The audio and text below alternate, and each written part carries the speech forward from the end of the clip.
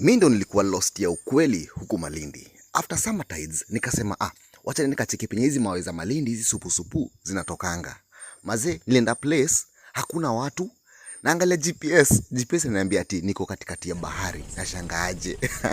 GPS inasema tuko kwa bahari ndani. Huku ukakuwa na shamba hata upande bangi.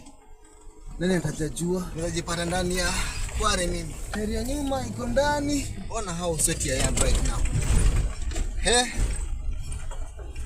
Kweli si nitafanya aje? Alafu hata nikuonyeshe kitu kingine riski. Ona mafuta. Nasikia nikaa nimepigwa na mbavu destroyer. Finally there is civilization. Is it civilization? I see a roof. Msamaria mwema huyo hapo. Acha nimuulize ndugu yangu, niaje? Hii barabara itatokea mahali uko barabara hapo mbele, utapata junction. Direct mpaka utapata kuna town hapo. Lazima tu unapata watu atapelekeza vizuri. Okay. Sasa yule ambaye aliniambia nije huku kutafuta mawe ndiye alinidanganya.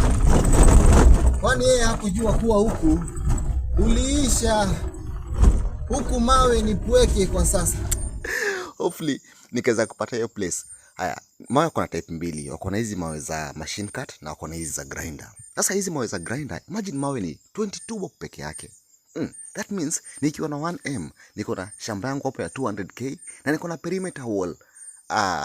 To invest huku Malindi. Next time, tukikam tuko na place ya kuchill ama aje. Ama hata wajuku wetu. Na hizi ma beach unknown ni supu. Cheki kama hii. Very very beautiful place, man.